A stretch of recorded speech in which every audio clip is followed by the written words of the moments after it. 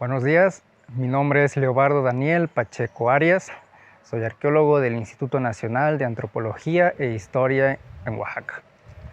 Estamos en la zona arqueológica de Mitla y en esta ocasión vamos a dar una breve plática como parte del Festival Virtual de los Días de Muertos organizado por el Ayuntamiento de San Pablo Villa de Mitla, en colaboración con el Corredor Arqueológico Valle de Tlacolula, Oaxaca, del Centro INAH Oaxaca.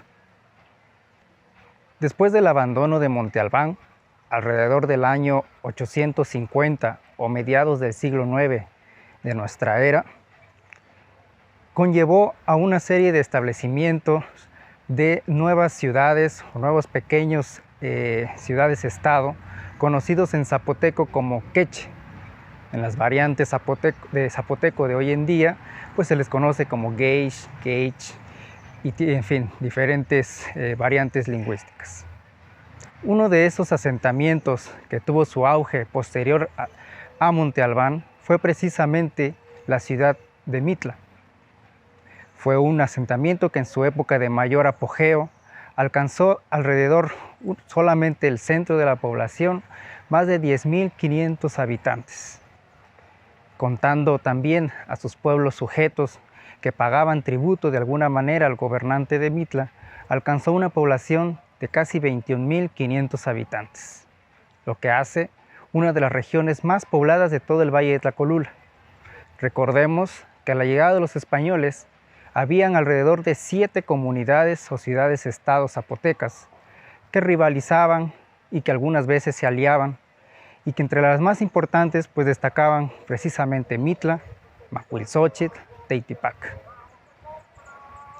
Mitla ganó importancia debido a todo el desarrollo previo, pues recordemos desde su ocupación, desde vestigios de los primeros habitantes de este valle, y que fue creciendo y aumentando en distintas escalas este desarrollo hasta llegar al periodo posclásico, que son estas fechas de 850 a 1521.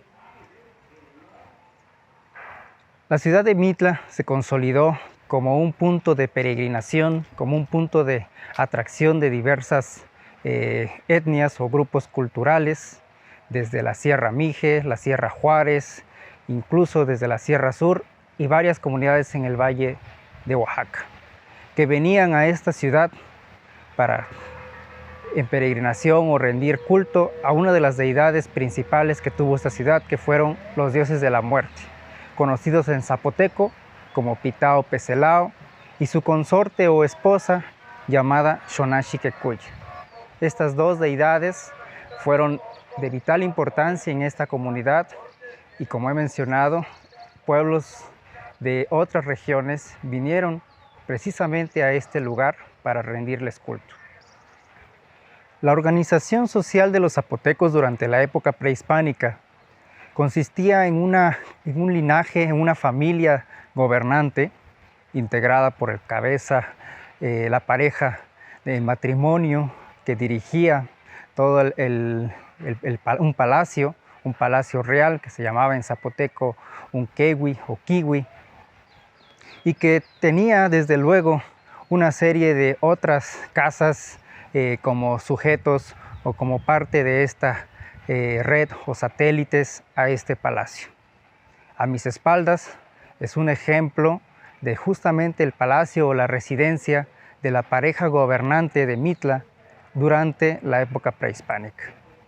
Recordemos que este palacio fue construido alrededor del año de 1440 de nuestra era. En el patio A, en el patio más privado de todo este conjunto, ahí habitó el gobernante junto con su esposa y su familia. En los patios de esta residencia existen murales que nos relatan el origen del linaje zapoteco ligado a deidades mixtecas, deidades chichimecas, deidades del altiplano central de México, lo cual nos habla de una extensa red y comunicación que tenían los gobernantes de Mitla con otras regiones culturales de Mesoamérica. Nos encontramos en el grupo de las columnas que debe su nombre a la presencia de monolitos precisamente usados como columnas para mantener las techumbres de las capillas o templos que destacan de este conjunto. Ahora vamos a platicar sobre la religión de los antiguos zapotecos.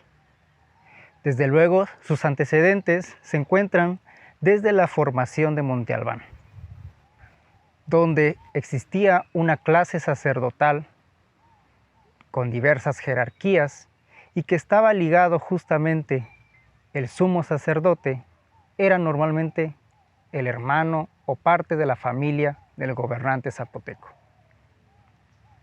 Aquí en Mitla podemos observar algunos cambios o diferencias con Monte Albán. En Monte Albán, los gobernantes se enterraron dentro de su mismo palacio, es decir, que había una comunicación constante entre la familia viva con sus propios ancestros. En Monte Albán, los gobernantes eran enterrados en tumbas subterráneas dentro de su propio palacio. En Mitla, la diferencia es que los gobernantes se enterraron en tumbas monumentales subterráneas, pero ya no en un palacio, sino en unos conjuntos religiosos rodeados por templos, que en un momento más vamos a ver. La religión zapoteca estaba basada en el culto a una serie de divinidades. Había un dios para la lluvia, un dios para las genealogías, un dios para el comercio, un dios para el maíz, un dios para el viento, un dios para los temblores, un dios para el sol y desde luego un dios para la muerte y la guerra. Estas deidades masculinas, desde luego también, contaban con su contraparte femenina, su pareja o esposa. Es decir, que estaríamos hablando de un dios de la muerte y una diosa de la muerte, de un dios del maíz y una diosa del maíz. En la época prehispánica esta dualidad se representaba en muchos ámbitos de la vida social e ideológica. Además de las deidades, otro de los elementos principales de la religión zapoteca fue el culto a los ancestros. Esto se daba a través de las tumbas, pero también a través de altares que eran colocados sobre estas mismas tumbas, en la elaboración de bultos sagrados que contenían algunos de los restos de los antepasados, ya sea algunos huesos, algunas reliquias, algunos objetos de significado importante o que representaban precisamente a los ancestros. Estos bultos pequeños que utilizaban hojas de plantas, piedras, cerámicas, esculturas talladas en piedra verde, etc., era precisamente la importancia que tenía el culto a los ancestros en la época prehispánica por parte de los zapotecos. Otro de los elementos importantes de la religión zapoteca fue la clase sacerdotal. Existieron dos tipos de sacerdocio en los zapotecos. Los sacerdotes que vivían en los templos, que desde luego contaban con diversas jerarquías, donde en la cima de todos ellos, o la cabeza de la religión zapoteca, era conocido como el huiatao, una palabra en zapoteco que se traduciría al español como el que todo lo ve.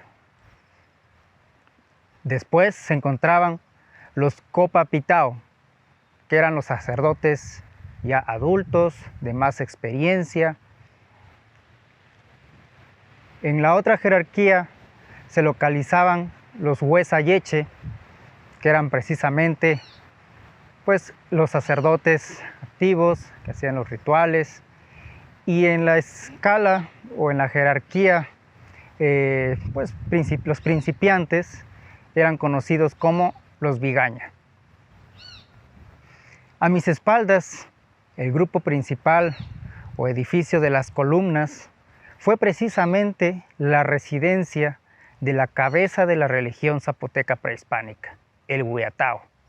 Tenía su residencia, donde hay un patio abierto. Alrededor existen 4 habitaciones. En una de ellas, desde luego, las fuentes nos señalan que ahí vivía el sacerdote principal, acompañado de los Copapitao, de los Huesayeche, y que incluso había una habitación destinada para el gobernante de alguna comunidad importante como Sachila, como Macuilxóchitl, que venía a visitar a este sumo sacerdote.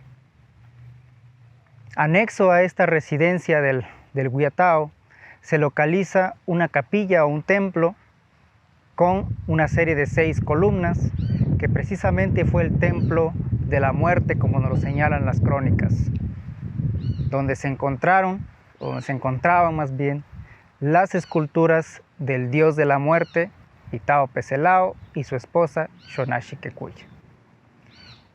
En determinadas fechas, en determinadas ocasiones, ante la muerte de algún gobernante, la entronización de un nuevo gobernante o el fallecimiento y entrada de un nuevo sumo sacerdote, pues se realizaron ceremonias acompañadas de música, de danzas, bebidas rituales como el pulque, comidas con guajolote y toda una serie de rituales que tuvieron lugar precisamente en los patios de este conjunto. Recordemos que para la religión zapoteca, los espacios de culto son estas plazas abiertas que albergaban a una buena parte de la población. Estas plazas están distribuidas, orientadas de acuerdo con el movimiento del sol. Y esto nos lleva a hablar de la parte del cosmos o la organización y división del mundo para los antiguos zapotecos, que fue otro de los elementos principales en la religión zapoteca. Para los zapotecos, el mundo estaba dividido en 3 grandes niveles verticales o 3 casas para los zapotecos. En el siglo XVI a las casas le denominaban yo.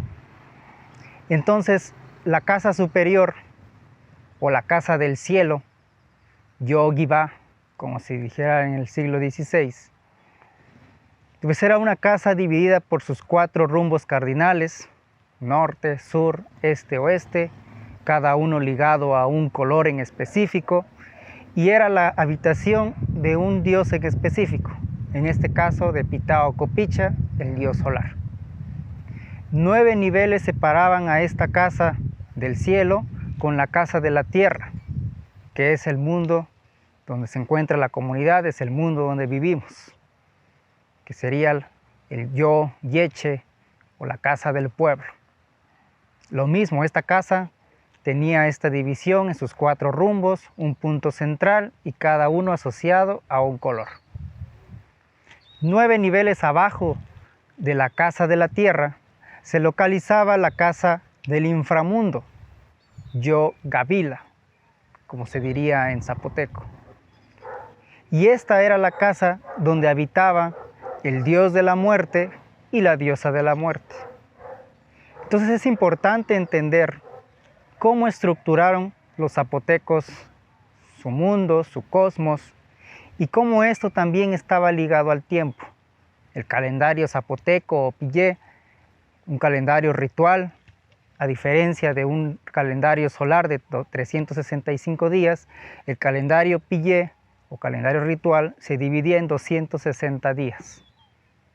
Y esto marcaba desde luego muchas de las festividades, los nombres de cada individuo, de los momentos buenos o malos para ciertas actividades, para ciertas enfermedades, etc. Tenía muchas funciones. Entonces era todo un sistema, toda una estructura social creada a lo largo de milenios de historia, que precisamente va a tener su auge por las crónicas, por las descripciones que hacen los primeros frailes, los primeros cronistas, los primeros españoles que tienen el encuentro precisamente hace 500 años de la llegada a estas tierras. Después de hablar brevemente de la organización social de los antiguos zapotecos, cómo estaba estructurado su cosmos, su religión, sus divinidades y el culto a los ancestros, llegamos hasta este punto en el patio de las tumbas del grupo de las columnas de Mitla, donde nos va a reflejar precisamente este culto a los ancestros en estas tumbas monumentales. Platicábamos hace un rato el cambio con Monte Albán, donde el gobernante fue enterrado en su palacio, y aquí en Mitla los gobernantes de diversas comunidades zapotecas del Valle de Oaxaca, sus restos van a ser trasladados hasta este lugar, hasta este punto, y ser depositados en unas tumbas que se localizan justo en el eje de la plaza, debajo de estos monumentos, templos o capillas. Son tumbas que fueron las primeras en construirse con unos grandes bloques monumentales, tallados precisamente con motivos de grecas. Estas grecas tan enigmáticas que son la identidad de Mitla y que en la época prehispánica tuvieron múltiples significados asociados con el poder político, el poder religioso. Por eso, precisamente los vamos a encontrar en las tumbas, en los templos y en los palacios y en toda esa cerámica, objetos ligados al grupo de poder. Estas grecas nos van a recordar a estos entes sobrenaturales o estas capacidades que tenían los gobernantes de transformarse, de obtener poderes sobrenaturales y su comunicación con las deidades. Por eso van a estar relacionadas con el agua, con el rayo, con las nubes, con la tierra y con todos los elementos que hace un rato mencionábamos sobre la religión zapoteca. Es decir, que las grecas van a sintetizar todo el pensamiento de los antiguos zapotecos, su cosmovisión, su religión y su ideología. Las tumbas de Mitla, famosas y célebres, fueron construidas con una forma de cruz, precisamente aludiendo a la división del cosmos en 4 rumbos cardinales y un centro. En su interior se enterraron o se colocaron más bien los bultos sagrados con los restos o representaciones de los ancestros de diversas comunidades, como también los sacerdotes o huiatao de Mitla. Desde luego, en estas plazas, en estos espacios abiertos que son considerados como los templos, Yopi o la casa grande o la casa viento donde entran muchas personas, pues justamente se llevaban los rituales fúnebres y venían a rendirles culto a los gobernantes ya fallecidos. Recordemos que la muerte para los antiguos zapotecos no era el fin último de la vida o de la existencia, sino que a pesar de que el gobernante hubiera ya fallecido, sus reliquias conservaban en el más allá, seguía conservando ese papel de intermediario entre los vivos y las divinidades. Por eso se le siguió rindiendo culto. Algunas fuentes nos señalan que existieron más de 300 bultos sagrados en estas tumbas y que a la llegada de los españoles, muchas de estas reliquias fueron resguardadas en las cuevas tan célebres también de Mitla. Basta recordar algunas de las crónicas de frailes como Fray Benito Hernández en la Mixteca, en Achiutla y Chalcatongo, para saber el destino final que tuvieron estos bultos sagrados. Fueron quemados, fueron destruidos, esparcidos sus restos por todos los lugares, como ejemplo, como el mensaje de la imposición a la religión católica.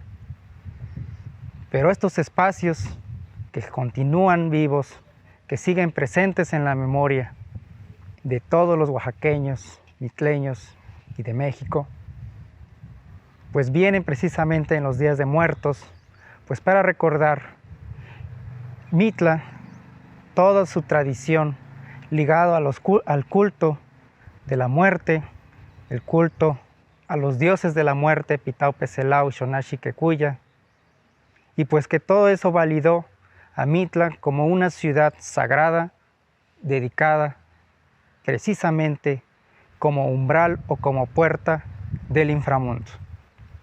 En el siglo XX, algunos relatos de antropólogos o de estudiosos en Mitla, como Howard Lake, nos comentan que venían en procesiones desde regiones lejanas como Miahuatlán, de la Sierra Mije o la Sierra Juárez, a tomar precisamente piedras grecas, objetos de Mitla, porque estaban cargados justamente de ese misticismo, de esa sacralidad con la muerte. Hay otros relatos muy interesantes de Howard Lee que nos relata que para los pueblos de la Sierra Juárez, ellos ven a Mitla como este portal o umbral de la muerte, donde cada año la esencia, el alma, el espíritu de los difuntos, pues van a surgir precisamente desde este lugar. Este va a ser el punto de comunicación.